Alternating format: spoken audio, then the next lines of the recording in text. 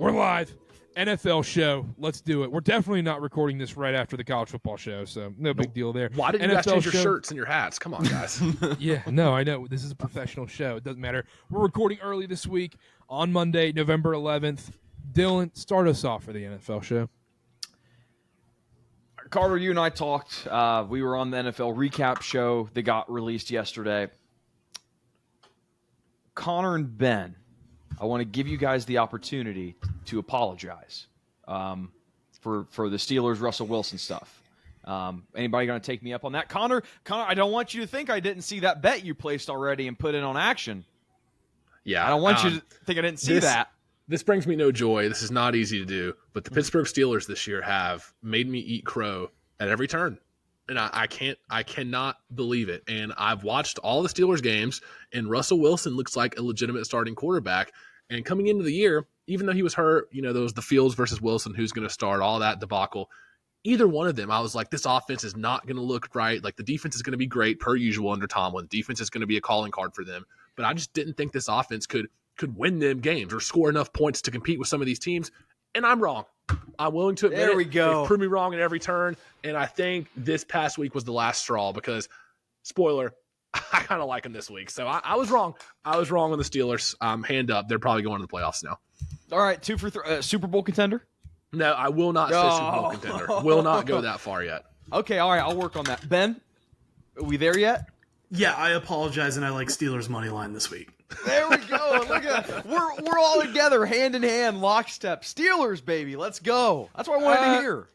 Well, no, not this week, but you apologized weeks ago, Carter. Yeah, I apologized weeks ago. I actually don't like the Steelers this week, so that's, That'll be fun when we get Sussy to for it. Russy. I'm so sussy. We'll get to it. We'll preview that game real Back quick. foot fade in the post. Mike Williams. Now, can I say, I do also want to say, imagine if a team like the Jets had a wide receiver like Mike Williams. Oh, wow. Think about how much better they would be. I agree. Especially If you give Rodgers that kind of weapon, wow. I mean, come on. Deep ball Don't threat hear like Mike that? Williams' voice. Is that what you just said, Carter? Mike Williams' voice? Yeah, not I was as about I to say, expected. I have it for you right here. If you're I've never heard him. No, I've never heard it.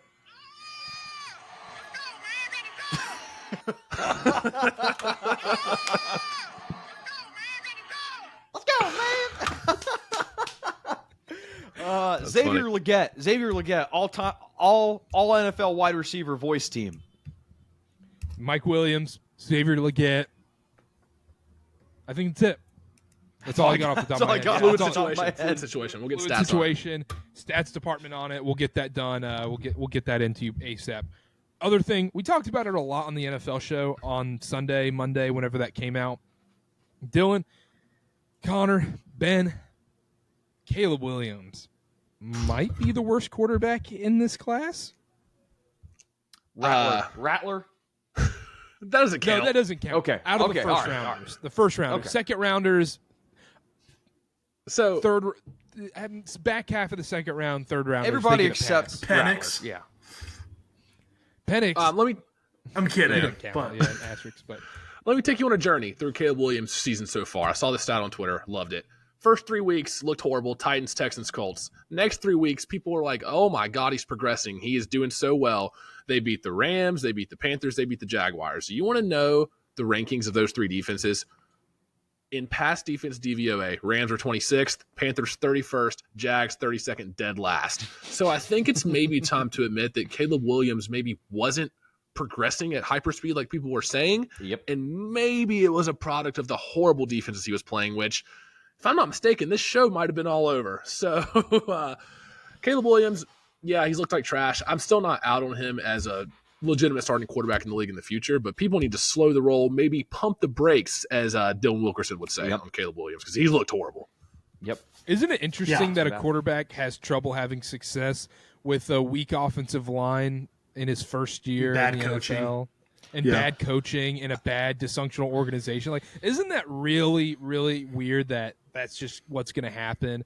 And all of a sudden, Caleb Williams is getting a lot of passes, but a certain guy in Carolina didn't? I don't know. Certain guy on a winning streak right now. Certain guy on a winning streak. How many guys in the NFL can say we're on a winning streak? Huh? Maybe like 6? Not the Titans. Not the Titans. No, the Titans can't say it. Bears can't say it. Commanders can't say it. Bears definitely can't say it. Oh, well, Lions can say it. So let's hold on here a second. We're giving you're making obvious comparisons to Bryce Young here. I think it's even worse for Caleb Williams because the Bears' offensive line isn't really that bad. And we touched on it in the recap show. Caleb Williams is responsible for 20% of the pressures that he faces. That's not the offensive line's fault. Now, you could obviously argue, well, he's never played against NFL-level defense. And I'd say, sure. I mean, that's fair. I don't think that you should expect quarterbacks to be much better. But a lot of people are trying to find a scapegoat for Caleb Williams and say, oh, it's the offensive line. Oh, Keenan Allen's washed. When the offensive line is actually the 10th highest rate in the NFL in pass block, a lot of this just falls on Caleb. Will he pan out? I mean, we're 9 games in. I'm not going to call for the guy's job, but it hasn't looked great. And then you got a guy like Jaden Daniels, even Drake May, making a lot of guys in Chicago look very dumb. Like, it's just a tough look when other guys are succeeding and your number 1 draft pick is not. You can't score double digits against the Cardinals and Patriots defenses. I think that's the number 1 red flag right there. And they're not as bad as the defenses he played in the 3-week span I touched on earlier. But still, a loss to the Patriots sucks. But putting up 3 points against the Patriots is even worse. Yeah, really bad. This is a real indictment on the Carolina Panthers defense. I'll tell you that. They made Caleb Williams look like a first ballot Hall of Famer. They were injured. They're banged up. Connor, I do want to shout out the tweet that you shared in the group chat. Since leaving London, the Bears have had 30 possessions and scored 2 touchdowns. They are on a drought of 19 drives and counting since their last end zone visit. It's tough. Pretty grim situation. And then you have Eberflus. Anybody see the clip of Eberflus going on Chicago radio and his phone broke up and disconnected 3 different times? I did not. Yeah. Disconnected. Yeah. Disconnected. Yeah. That's the classic. Yeah. That's tough. That's hilarious. That's what that is. It's not just Caleb Williams too. It's just the team itself. I wasn't on the podcast due to other things going on in my life during the time in which they were winning a little bit more and convenient. Then fell off a cliff. I'm kidding. but even when all those teams, it was look at the NFC North. Ooh, the NFC North. It was but in my mind, it was always that it's hard. I hate being the guy who does a podcast who's I wasn't out here saying it, but I was always thinking it. But it's the truth. It was always the soldiers with the gun, and then there's just the clown standing there. That was always the NFC North. The NFC North's so good. The Bears were always the team that wasn't really in that conversation. No, Vikings are making a case to be that guy right now. Yeah, Vikings are trying. Yeah, but the wheels haven't come off the tracks. No matter what way you think. They tried. Even if they're but even them kind of falling apart is probably still making the playoffs just because the record's so good at this point. That's another take I won't get any apologies for. The Lions Halloween's over, but Sam Darnold's still having problems with those ghosties. Remember when it was a big thing, when it was when you guys set me up, you're who are you more scared of in the NFC North? Is it Green Bay or is it Minnesota? And I was it's Green Bay. And that was spicy then. It's not spicy now, and I stick by it. Green Bay's the team that Detroit's worried about. Nope, I'd still be more worried about the Vikings. Well, Green Bay... Yeah, I mean, you're out. That's an outside game, so it makes sense that you said Green Bay. And we won, and the game's over. You won. We won't play at Lambeau again this year. I need to get this clear. I'm not anti-Lions. I think the Jared Goff TikTok we posted a couple. I'm not anti-Lions. I am, and I don't want to support Jared Goff in a dome. It's just that's as deep as it goes. I like the Lions. I don't hate, outside of a dome. You said you don't want to support Goff in a dome. You meant the opposite. Yes, yeah. I don't want to support Jared Goff when he's not in a dome. That's what I'm saying. And there's a certain college football rankings that may or may not have just been recorded that said I won't penalize teams for winning games. No, but I'm not penalizing the team. Okay. No, I'm not penalizing. I actually think it was. This isn't the recap show, but that was actually very telling of how good the team is. That they could overcome 5 interceptions. But Dylan's not talking about the team. Sounds like the Eagles last year. Yeah. I know. But it's bringing up the point that the Goff thing might not matter that much. The Texans haven't scored a touchdown in the second half since week 6. So maybe it's a Texans problem. 25 rushing attempts, Joe Mixon, 48 yards. That's true. The Lions defense is the highest power rated unit on that team. Karter, we talked about that like a week or two ago. Who would have thought? We did. That's why they're different this year. Yeah, but Dylan's also just talking about Jared Goff. I mean, that Packers game. I mean, for Jared sure. Goff, Yeah, I know. I took it off. He had a Bryce Young stat line, if we're being honest. Yeah, no, it was bad. I'm not going to. Yeah, but I mean, to be fair, last week the whole Jared Goff thing, and then we can move on. But I know we were struggling for. It's hard to find storylines at this point of the season, so just the Jared Goff dome thing can be one, I guess. But he wasn't really required to. He just needed to not screw up against Green Bay for them to win, and it happened. And last night he screwed up a lot, and they still found a way to win. But yeah, no, I'm not going to blame people for not having a ton of trust in Jared Goff outside, away from home, even. But I think things are trending towards the playoffs all being in a dome for Detroit and all being in Detroit except for potentially New Orleans. And last time he was in New Orleans, controversial things happened. So, something I feel like I need to get out there. I have officially elevated the San Francisco 49ers into tier 1A in the NFC. Yes. It's the Lions and the 49ers officially. No, they've always been. Even like 3 and 5 49ers, it's like, who are you scared of in the NFC? It's like 49ers.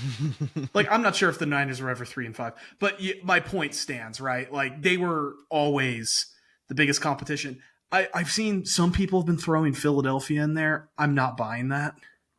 Got a clown as a head coach. It's tough. Yeah, I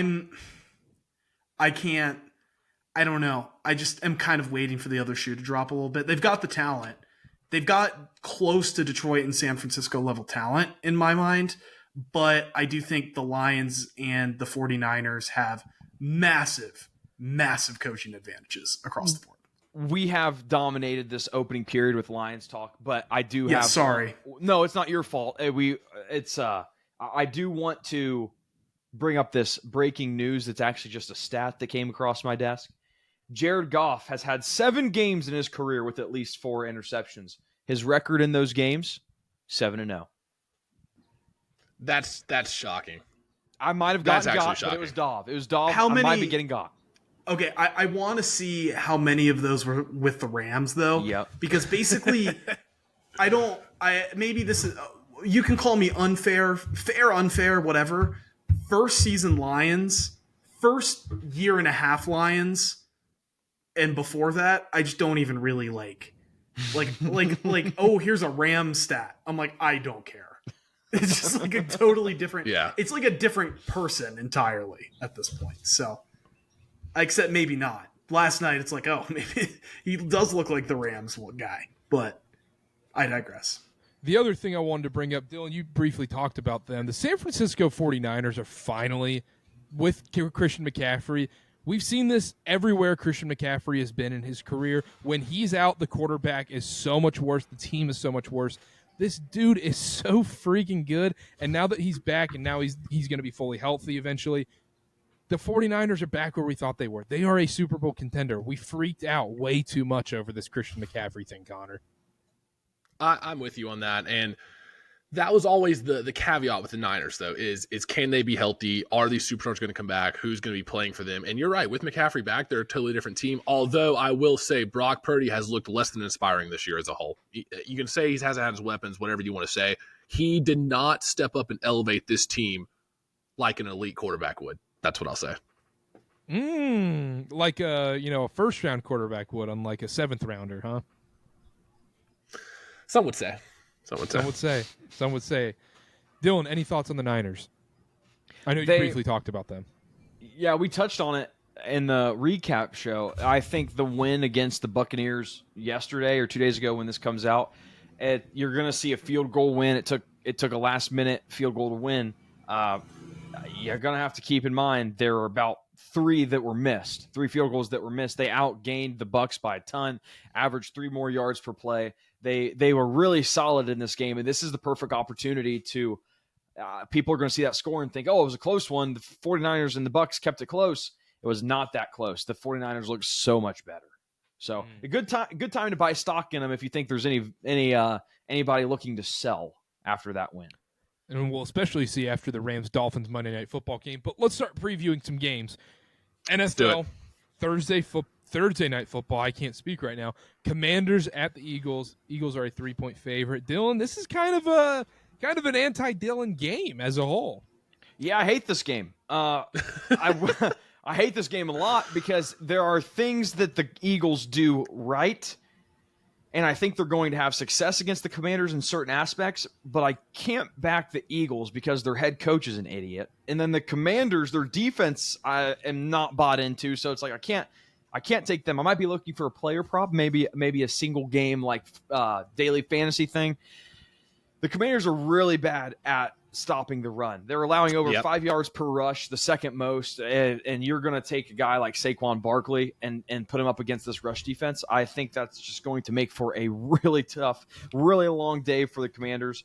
Both passing defenses actually pretty good, both allowing less than 200 pass yards per game. The Commanders are awful in the red zone, albeit they are great on fourth down, 11 for 11. It's hard for me to take a side. I would lean the Eagles. As much as I hate to do it, I'm not going to take anything. But just on principle alone, I can't take the Eagles. But Saquon Barkley is going to have a day. Connor? Yeah. I'll go here. You touched on it, Dylan. This Washington defense is giving up, 142 rush yards a game. I think Saquon's going to have a field day. And the other side of the ball, the Eagles have actually been okay on defense recently. I know they played the Cowboys with Cooper Rush last game, but as a whole, they entered Week 11, number 6 in EPA allowed per play, and top of the league almost in opponent success rate per snap. I feel like they've started to get good pressure against the blitz, and maybe the blueprint to beat this Commanders team with Jaden Daniels at quarterback is exactly what the Steelers did this past week. Dominate time of possession. The Steelers had the ball for 36 minutes compared to Washington's 24 this past week. Ground and pound. We saw Russell Wilson make plays when he needed to. And I think the Eagles, they can do the same thing. I think if you give Saquon Barkley 25, 30 touches against this Commanders defense, you're gonna come out on top. And Jalen Hurts has been making better throws recently. I know we like to trash on him, but he's actually looked a lot better recently with A.J. Brown back. I love the Eagles in this spot, especially even at Washington. Give me the 3. I love the Eagles to win here. Ben. Yeah, I think I like the Eagles as well. We do talk about coaching concerns for the Eagles, specifically Nick Sirianni. I think if that's going to bite them, it's going to bite them in a playoff game against like the Lions or 49ers. Like, I think their coaching will be their demise when they're playing a team that matches them with talent, but has better coaching. You look across both rosters, Jaden Daniels is obviously fantastic. He's going to be a factor at quarterback.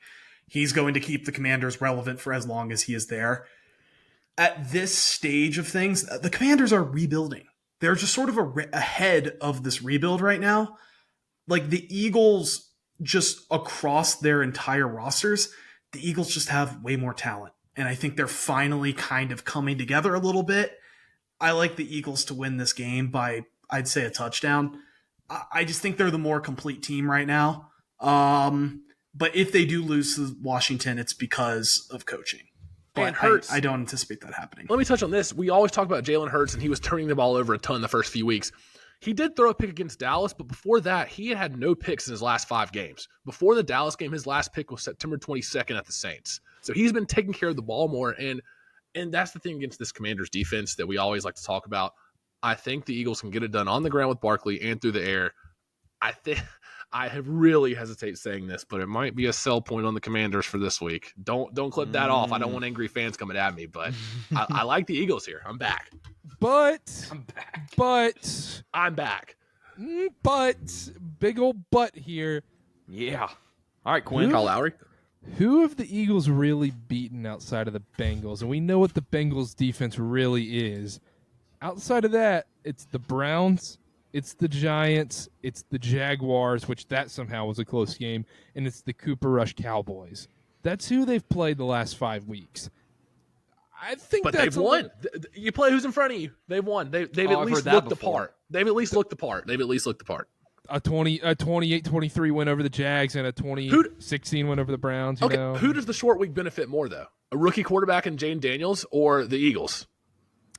No, it 100% benefits the Eagles, and I was trying to play devil's advocate here, but I think that's also a great point that I had written down was we talk about the team after they play the Lions, how they react. You know, they get beat up because of a Dan Campbell-like team. What happens after you play the Steelers? And then you gotta play a team like the Eagles on the road right after. That's a tough ask right now. Rookie quarterback going against this Eagles team. I think this is going to be just a fantastic, fun game to watch. I'm super excited. I don't like either side, but I'm with Dylan here. If I had to take a side, I'd lean Eagles, but don't feel super great about it because I think the Eagles have put together 5 meh wins together in a row because I don't particularly think they're this Super Bowl contender. I really don't. I was shocked with how bad the Commanders are in the red zone. I was not expecting the 26th team in the red zone. How much of that do you think is Brian Robinson being in and out of the team? That's more than fair. That's because usually what you're drawing up in the red zone. We saw last season Eckler's going 1-2, 1-1 in all these fantasy drafts. Boy, did he stink in the red zone last year with the Chargers, and he stink overall. Yesterday, he got a couple touchdowns, but, I mean, when you're on the 1-yard line, I expect you to score, so whatever. But anyhow, let's move on. Ravens-Steelers. We kind of talked about this game. We all kind of gave sneaky picks out early for this game. We've got Steelers are a 3.5-point dog at home to the Ravens. Ravens getting a little 10-day rest coming into this game. They played the previous Thursday night, Dylan. How much does that factor into your decision-making going into this one? Falcons signed cornerback Lamar Jackson. Just got that notification. That shocked me a little bit when that one came across my desk. Falcons signed Lamar Jackson cornerback. That's what the headline should have been this offseason when it wasn't. Phew. Okay. Ravens Steelers. Okay. All right. Ravens Steelers. Right. Both teams, the Ravens here have the rest advantage. You touched on that, Karter. I love the rest advantage. Sucker for the rest advantage. Love the rest advantage all year. Both teams are coming off of games that went down to the wire, last-minute wins. No one was really able to take their foot off the brake in their respective games leading up to this one. The Baltimore Ravens, averaging the most yards per play, averaging the most passing yards per attempt, and averaging the most rush yards per attempt in the NFL. They're also the most penalized offense, and they're allowing the most pass yards per game. This secondary, we've touched on it. The Ravens secondary is one of the worst in professional football. What's the one thing that Russ has brought to the table? And I'm open for answers here. The one thing the deep ball, baby. Throw it up to Pickens. Throw it up to Mike Williams. Again, he'd be great in New York if the Jets would go get a wide receiver. It's the deep ball. That one post to Mike Williams. That was screw it. Mike Williams down there somewhere, right? And this is, it's tough. The Ravens have the rest advantage. Their offense is great, but that secondary is not very good. And I trust Russell Wilson and the Steelers to exploit that. These are two great rush defenses, but Pittsburgh has the edge in the air. The Steelers also have the best red zone defense in the league, allowing touchdowns on under 40% of the time. Kyle Hamilton injured his ankle, I believe, in Thursday Night Football. If he's out, this makes this even worse for the Ravens. I like the Steelers here. Mike Tomlin, 17-11 straight up as a home underdog since 2007. Best record in the NFL over that time. Give me a Steelers. They keep rolling. I think they win. I think they beat the Ravens. Wow. Okay. So Connor and Ben are both on Steelers money line too. Look, I hate to do this. This comes down, everything Dylan said's valid. This comes down to one stat for me. Lamar in his 4 starts versus Pittsburgh in his career, 4 touchdowns, 7 interceptions, 66 passer rating average. He's been sacked 20 times in those 4 starts versus Pittsburgh. That's what it comes down to. Divisional home dog of 3 or more under Mike Tomlin. I don't have the exact number, but I'm willing to bet it's a lot. I'm willing to bet it's a lot of wins versus not many losses. And we talked about the Steelers in the open. I have bet against them at every turn. I've been against them. I've tried to sell on them. This is where you buy in on the Steelers. This is a perfect muck-it-up game to make Lamar throw a pick or two, maybe fumble the ball. I'm on Steelers plus 3.5. I think the Steelers have a really good chance to win outright here. real quick question for Connor. Let's say we live in a world where the Steelers do win this game. Super Bowl contender? I will never say a team in 2024 with Russell Wilson as a starting quarterback is a Super Bowl contender. I will not do it. We'll be sitting here in February doing Super Bowl preview. And I don't think I don't think he's a Super Bowl contender. I don't think they're Super Bowl contenders. Super Bowl preview. We've got Steelers, Russell Wilson and the Steelers facing off against Jared Goff and the Lions. In a dome. Ben, Steelers money line as well, huh? Yeah. No, I think this is definitely a spot. Lamar Jackson being a 3.5 favorite on the road in a divisional game is something I don't love. I think Lamar Jackson, obviously, he is an MVP candidate. Obviously, he's one of the best quarterbacks in the league. I do think that his running ability, scramble ability, his ability to make plays outside of the pocket is especially a factor in something that's borderline impossible to stop for the teams that don't see him very often. So I'm talking like NFC teams. He destroys NFC teams. AFC, less so. AFC North, even less than that. I mean, I know that he was able to torch the Bengals last week, but even the Bengals defense isn't immune to having they that stink. It's just full on. It's just bad. Like, it's just bad. It doesn't matter that they're in the division. But Lamar Jackson as a favorite on the road is something that I'm going to favor when they're playing a team within the division, especially the best defense or two in the league, potentially in the Steelers. So I like the Steelers win outright. Okay, I got a little confused there, but we can move on. I have Steeler. I don't like it. I like Steelers spread, and I think Justin Tucker hits a game winner. And You're trying to thread the needle here. Yeah. No. Well, hear me out here. This is a Vegas game, classic Vegas game. Ravens win by 2, where everybody loses their Ravens -3 and everybody loses their Steelers money line. Therefore, Vegas just ka-ching wins this one. Because, Connor, I think I want to take the Steelers so bad. I want to take Steelers money line so bad. Do you know how hard this was for me? I know. But you know what also makes me think about not taking the Steelers this week? Genuinely. And this is dumb football brain by me. Connor, I feel like you're hopping on at the wrong time. I feel like you're getting in when the stock price is way too high. That's why I want to get away from you when you're getting in on Steelers stock. Well, I'm getting in on the Steelers for this week. This is not a future position on the Steelers. This is a 1 week temporary position. Well, but you've been saying Steelers are going to lose, Steelers not covering, Steelers this almost every single week and losing money. And then I'm like, okay, do I just get out of the way? Do I just hide? Maybe I'm just the anti-Steelers whisperer. Yeah, just stay away from whatever I say about this team. That's part of my reasoning. I don't feel great about either side in this one. I'm not going to lie and say I have a strong opinion. So let's move on. Let's talk about another game. If I was going to give a score prediction, give me 21-19. I don't love it. That's an AFC North score right there. Yeah, it is. Yeah, it is. And the 21 doesn't come from 3 touchdowns. No way. There's safety in there. Yeah, safety in there. There's a safety in there as well. Browns Saints, probably my favorite game of the week. Can't wait to talk about this one for the next 30 minutes. Jameis time. We got I've got to prep for that one. Jameis revenge game. Yeah, no. Saints Browns is such a bad game. Whenever Scott Hansen goes to that game on the red zone, you just go, why? Go get some food. Interim coach versus Jameis. Ooh. And then, just real quick, another thing. The Lions are a 13-point spread against the Mac Jones Jaguars. Just 13. Hilarious. 13. That was 11 this morning. Yeah, they're 13-point. Is Packers Bears a good enough game to talk about? Ooh, I've got something to say. Okay. About this game. Breaking news. A guy that I know one of my good friends from home knows someone who was at Atlantis and was at Atlantis in the Bahamas, and Matt LaFleur was at his craps table. Is Matt LaFleur riding off this Bears game, and is he not focused?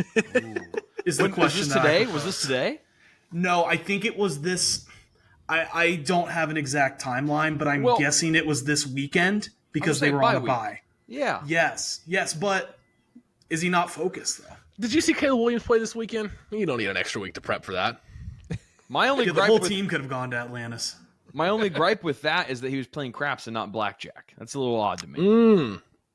Bears money line. Bears money line. Then I love the Caleb. I love Caleb.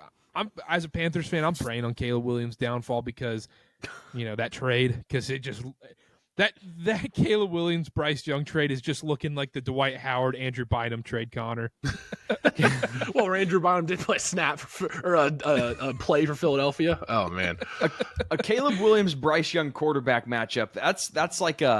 That's a game we send over to Gaza or something. We send that one over to send that over to Libya. Yeah, we send that to Syria. Oh my goodness. Hey, Ukraine, you want to end the war? How about we have a peace offering? Panthers, Bears. Hey, Russia, Ukraine, you guys don't want to. You guys want to keep fighting? If you guys keep fighting, we're gonna send Panthers, Bears to Kiev. All right. Yeah, that's a 2025 bargaining chip in foreign relations. We're gonna send a football game to your country. Let's talk about this game. The Chiefs are a 2.5-point underdog against the Bills.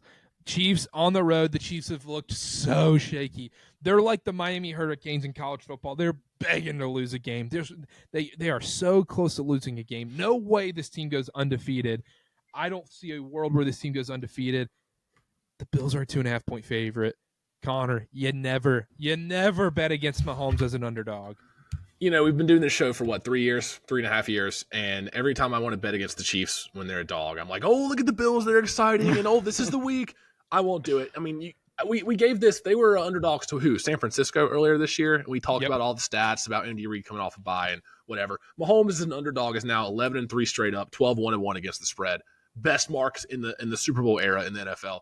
That's all I need to see. I'm taking the Chiefs. I'm taking the Chiefs money line, and all I needed to see was the black magic against the Broncos this weekend with the blocked field goal to end the game. I even texted the group chat. I called it. I said, somehow people's voices in the crowd are going to start singing Taylor Swift ballads, and the air from their voices is going to blow the ball away from the field goal post. And sure enough, some black magic happened, and the Chiefs are undefeated 9-0. And guess what? People are going to be buying off them, saying, oh, they should have lost to Denver. You know what game the Chiefs get up for? Buffalo games. Give me the Chiefs money line every which way. Mahomes and them they're going 10-0 this week. And then I'll bet against them when they play a crap team next week. Chiefs are winning this game. Their next crap team's the Panthers. Oh. Panthers money line. Parlay. There's money like Bryce Young beats them. Dylan? Connor, let me... Sorry, I'm a little fired up. Let me play devil's advocate here, okay? Okay. All right. The Kansas City Chiefs, since 2021, so including 2021, 7-1 against the spread and 7-1 straight up as a dog. Dog. The one loss did come to the Buffalo Bills. Does that worry you at all? I don't think so, because I know on Sunday we're going to get the best version of this Chiefs team. We're not going to get the Chiefs team that sleptwalk into the Broncos game or another bad team they play this year. Like I said it in the opening week 1 game, I was like, the Chiefs will get up for this game. I think this game in Buffalo is one where Mahomes and Kelsey and those guys are going to be like, we need this. This is one we want to have. Okay.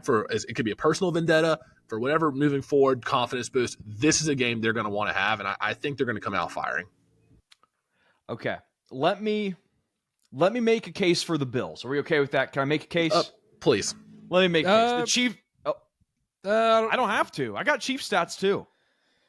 I don't know. It's just, you put out these Bill stats. It just seems like you're an anti-Taylor Swift. I'm kidding. Go. I love Taylor. I'll put a Taylor Swift record up next week. The Chiefs are really bad at running the ball, less than 4 yards per play. The Chiefs blitz the third most in the NFL. Josh Allen is one of those unicorns that actually grades out better when he's blitzed, when he gets the ball out quick. If this is going to matter a lot if Amari Cooper and Keon Coleman are back. I don't think Coleman will be back, but I think we're expecting Amari Cooper to be back. The Chiefs blitz a lot. They don't generate pressure. They actually generate pressure at a lower rate than what they actually blitz. Now, with that being said, what's the number one rule of the show? Take the Chiefs as a dog. No. What's the number one rule? Carter, we just had it last week. The Chiefs as a favorite. Over yeah. As a field goal or more favorite. What's the number 2 rule of this show? Mahomes is a dog. Mahomes is a dog. Andy Reid, the Kansas City Chiefs, is a dog. Listen, I don't like a dynasty as much as the next guy. Actually, I say I like underdogs. They're underdogs. They're the dogs here. So I'm all over on the Chiefs. Connor, you read the stats. They're just so efficient on third down, on late downs. They have an NFL best 53% third down conversion rate. They don't hurt themselves with costly penalties, the 5th fewest offensive penalty yards, 12th fewest defensive penalty yards. Whether or not their wins are pretty, we could argue that, but they do win. And the Chiefs being an underdog, Andy Reid being an underdog, is a very profitable spot. It's all Chiefs here. And not for nothing, Allen's been great this year, 17-4 touchdown to interception ratio. He didn't throw a pick the first 7 games of the year. He had 2 last week against Indianapolis, 1 against Miami, 1 against Seattle. It's last catching 3 up games. to him. Not for nothing. Not for nothing. And another thing to add to this, by the way, I'm on Chiefs money line. I'm legally required to at this point, especially as our number 1 rule in the show. The Bills' defense isn't that great. It's the number 2 rule. Number 2 rule, Oh my gosh, both of them, you're killing me. But they're intertwined. Okay, you're right. 1A, 1B. Yeah, it's like the other. Yeah, you know what I mean. Anyhow, but you're taking the better defense in this game. That's the other part of this. We talk about so much is made up of Mahomes versus Allen. I'm taking the Chiefs defense over that Bills defense any day of the week. You can run all over this Bills defense. Every running back is having success against the Bills defense. Kansas City's going to be able to dominate time of possession. They have the better defense. We talked about Allen has started throwing picks and turning the ball over more in recent weeks. I think that we see that happen in this game as well. I think Mahomes has a lot of success against this Bills defense. And also that Broncos team, really good defense too. That's the other thing to take from that game. Black magic, whatever, they pulled the rabbit out of the hat. I don't know what they did. I don't know how they did it. Like Connor said, they all started singing Taylor Swift to blow the ball away. I don't know. You belong with me started blaring on the speakers, and then the kicker got nervous. Yep. Banger. Yeah, now, I don't know how it happened, and I don't know, but you can't be on the wrong side of history this many times. You got to take the Chiefs money line here. Before Ben goes, Carter, you bring that up about the Bills' rush defense being so bad, and do you just think that is going to be more important than the fact that the Chiefs haven't had any success running the ball? But who have the Chiefs less than played 4 with yards Kareem per Hunt? Rush attempt? But who have the Chiefs played with Kareem Hunt running the ball? Because I think that Broncos, defense Bucks, is Raiders, legit. Niners. Yeah, that'll make me feel great because that Raiders and Bucks team, Bucks not the worst defense. No, not the worst defense. The Raiders doesn't make, but the Raiders is a weird I don't care. Give me the Chiefs. I'm trying to throw in some extra points here. I agree with you. I think it's the Chiefs. Fair. Here. Also, Carson Steele, they thought this guy was going to be a starting running back for them. They tried. He's a fullback. He is John Kuhn 2.0, man. I'll tell you what. Ben? I think I'm at a point with the Chiefs where I feel like I'm damned if I do, damned if I don't. Because I do feel like if I fully get behind this Chiefs team, like just every week, they will lose. If I say the Chiefs money line, they will lose. If I say Buffalo, the Chiefs will win off of who the hell knows what. Some weird crap at the end. Yeah, I think I got to go Chiefs money line. I don't feel confident enough either way in this game to break the rules of the show. That's what it comes down to. I wouldn't be shocked to see Buffalo win, but I do think it's one of those things where Kansas City, Patrick Mahomes, this team gets up against, like we talked about, Buffalo. That's a game they get up for. Cincinnati, that's a game they get up for. Doesn't mean they win pretty, but it means they're dialed in, they're ready to go, and I think they win by a field goal. I'd say Chiefs by a field goal, but I do think this is another one of those very close games where you don't know who's going to win until there's like 5 seconds left in the game. Like there'll be a minute left on the clock, and I'll have no idea who's going to win. You'll know because Mahomes will have the ball with a minute left in the clock, and he's going to drive down the field, and they're going to win the football. That's true. Game. Or I'll know that Tyler Bass is going to miss a field goal, like a 36. Yep. So yeah, I guess you're right, but you know what I mean. And not for nothing, this is my one caveat. Chiefs look ahead spot to the Panthers. That would be my one problem with taking the Chiefs here. Can't be understated. Yeah, I mean it's a 2-0 Panthers team in the last 2 weeks. There's not much you can say about that. I mean, yeah, we gotta take the record of Bryce Young since he got the starting job back. So everything when he was the starter beginning of the year, wiped that away. He's 2-0 this year. Yeah, or like playing at home / Germany. Road Bryce Young that I don't think should count. Bengals Chargers Sunday Night Football. Chargers are a 1.5 point favorite against the Bengals. The Chargers are a 1.5 point favorite here, Dylan. I know you have a side. This is a real football game. I understand not Seattle. I understand that the Bengals defense is not great, but these are two of the most disciplined teams in the NFL, both bottom 5 in offensive penalty yards and defensive penalty yards. This is real disciplined football that we're getting here on Sunday night, right? Interesting you didn't say that about Russell Wilson versus Lamar Jackson. They're penalized. They're penalized teams. What do you mean? Now I clearly pointed to the penalization. Apparently. Those are the Chargers, awful getting pressure. Fourth worst pressure rate in the league. Both teams really struggled at run the ball.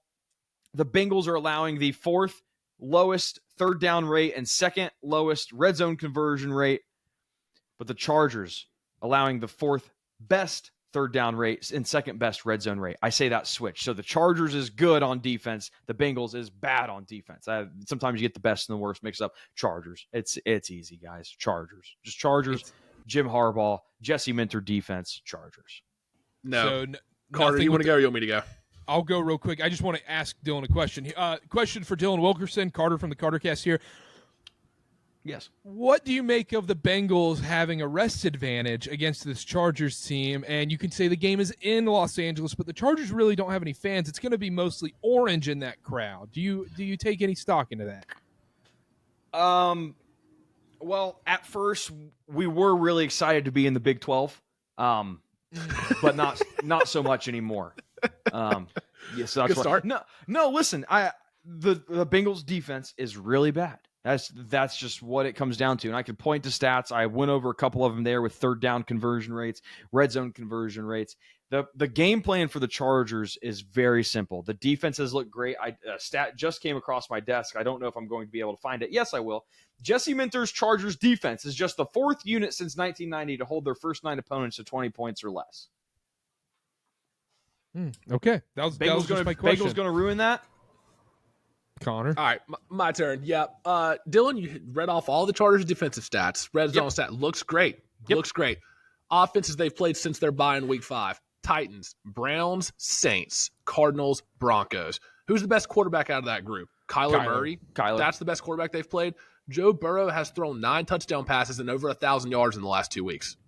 This is head and shoulders a better offense than they've played almost this entire year. If you even go back before that, they've played Mahomes. Other than that, Panthers, Raiders, Steelers with Justin Fields, they haven't played any good quarterbacks besides Patrick Mahomes.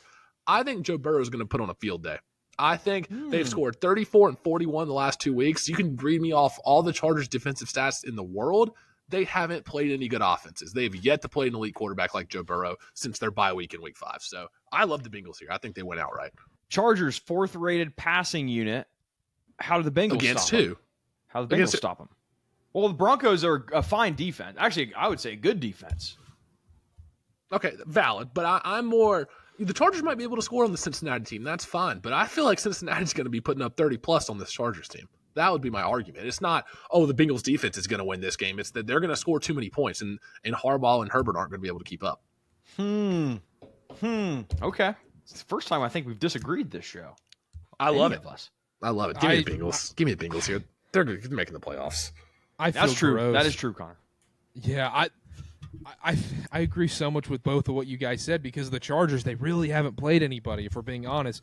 But this Chargers defense does look freaking good, but this Bengals defense looks so horrifically bad. I lean Chargers in this spot. I think Chargers are going to be able to ground and pound the ball. What, Connor? Connor, this dawned on me. You say I brought that up about the Chargers, their 4th highest pass rating, and you say what defenses have they played? It doesn't matter. They're playing another bad one.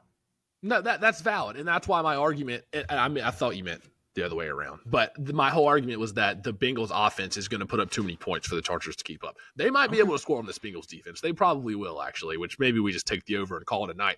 But all those Chargers defensive stats, I just can't put that much stock into. I can't do it. Okay. All right. Connor, you said the O word. You know how I feel about that. I did say the A word, and that might be a play. We're one Justin Herbert sesamoid fracture away from Easton Stick coming here and ruining that for us. Yeah. Ben, Bengals or Chargers? This is a tough one, but I think I'm going Chargers as well. When you look at it too, when the Bengals have had to play a team that's really any good, the defense just can't hold up, and they lose because of it. But are the Chargers any good though? That's my other thing. Are the Chargers any good? I feel like not. Yeah, no, that's why it's kind of tough. I do think this Chargers team is like almost like a Steelers light, a little bit of like a very like instilled culture of good defense and a believe it or not quarterback play in Russell Wilson and Justin Herbert at this point. I do think you're not going to shock me either way. Like if it comes to actually betting this game, I'd absolutely stay away from it.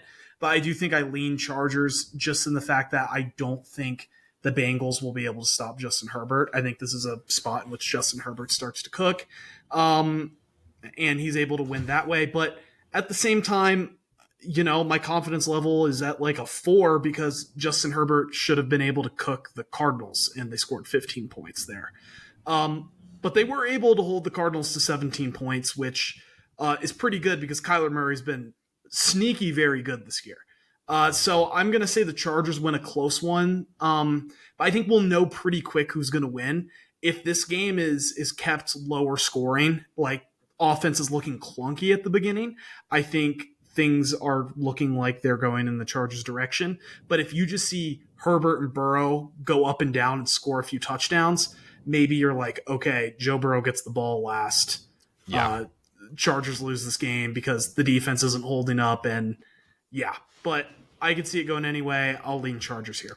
And you can't trust the Chargers in a shootout. I mean, you look at the Chargers and Herbert; they're second lowest in pass attempts per game this year. They have not had to make Herbert throw the ball a ton. If it gets to be a shootout, the Chargers' weapons don't stack up to the Bengals' weapons. They just don't. You're telling me Quentin Johnston and Joshua Palmer are going to stack up against T. Higgins and Jamar Chase? If it's a shootout, give me the Bengals all day. And I think it will be a shootout.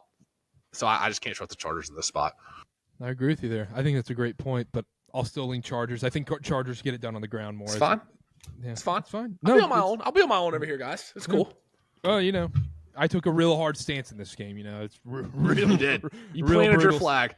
Yeah, real brutal stuff by me. Parlay pick, Dylan. Skip me. Sorry. Ben. Don't say skip me as well. Sorry. No, I'll go Green Bay -6. I'm not going to overthink this one. There's really no reason for me to not like Green Bay to win by a touchdown here. Except the only counterpoint could be, well, maybe Jordan Love's not playing.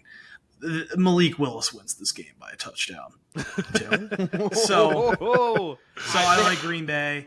I think things are going off the tracks with the Bears. I'm making Dylan, am I allowed to make an asterisk if Malik Willis starts? What do you mean? So if Malik Willis starts, can we get out of it? Sure. If Malik Willis starts, can I have like the ability to opt into the line changing? Like if it's like Green Bay -4.5, I'm like, okay, great, Green Bay -4.5. Is that fair? Mm-hmm. Is that fair? I think we just got to take Packers -6 and that just call it a day. Can I be honest? Because I like it either way. They haven't dropped off any game that Malik Willis has played. So we are saying this. Okay. But see, I wouldn't know that. But yeah, thanks for clarifying that. That helps, but I'm sticking with it. Packers -6, Connor. We just touched on it. We're going to go Sunday Night Football and putting all my eggs in this basket. Bengals Chargers over 46.5. Okay. I'm going to go Falcons money line over the Broncos. Okay, big game hunting. Yep. Falcons money line over the Broncos. They're a 2.5-point underdog. I know. I see that. Good for you. Yeah. I don't know why. I understand this. I understand the Falcons lose to the Saints. I don't care. You know why. That good for you killed me. What'd you say, Carter? What? You think Kirk's throwing up a 400-yard performance at Mile High? Kirk didn't look too hot this past weekend. Walk into your trap, take over your trap unless it's 50,000 feet in the air. Exaggeration. That's what everyone says. Everybody says that. That's what the kids are saying these days. Falcons money line. Chiefs plus 2.5. You want money line or 2.5? I want 2.5. Okay, yeah. 2.5. Okay. Save us from some nefarious business over there in Buffalo. All right, I love it. News and notes from this week. Anything you want to add, Dylan? Well, we touched on the Eberflus thing. Doug Peterson still has a job. We touched on the Texans. No, I don't have anything. All right, I don't have anything either. Connor, Ben, you guys got anything? Kyler Murray spotted at Insomnia Cookies. Deserved. Insomnia Cookies or Crumble? Oh, Insomnia. Every which way. Yeah, Crumble. I mean, you eat a Crumble cookie and you feel like you just got diabetes. It feels so processed. They're too big. Even the mini ones don't feel as good. Insomnia cookies. It's like my grandma just went to the oven and baked me a fresh batch. I love Insomnia. One Crumble cookie is the equivalent to your caloric intake for the week. You can't eat anything else. It literally feels. It just feels awful eating a Crumble cookie. It feels like you're eating sugar and butter. I hate that I enjoy that, but food coloring. It's literally genetically made for you to enjoy this as much as possible, and I still regret eating it. Yeah, no, I'm definitely Insomnia over Crumble. Yeah, I am too. 100%. All right, well, that does it for us. Can we get that on clip, please? We'll get that clip out. Insomnia or Crumble? Is Crumble overrated? Coming up next on Get Up. Insomnia would hold Crumble cookies to 10 points. Crumble or Insomnia in the week 11 NFL preview. I'm taking Insomnia money line. I know they're a 5.5 point underdog here, but I think we're getting Insomnia at a really good spot here. Insomnia does not have the rest advantage as they're open way later than Crumble Cookie, and that's something to look at. But I think Crumble Cookie has gotten a little lucky in recent weeks, and their marketing has just trapped people into believing they're a really good cookie. They're overvalued. Insomnia. That's why I'm taking Insomnia money line. I said that came off way smoother than anything I said on this show today. I was going to say you were better equipped for that than Chargers Bengals. The Chargers Bengals. Give me Insomnia money line, snickerdoodle eating scorer, and chocolate chip to win the tip. All right, that's it from us. We got to get out of here. At KarterKast on everything. Download SeatGeek. Use code KarterKast. $20 off your first purchase. And we'll see y'all next time. Bye.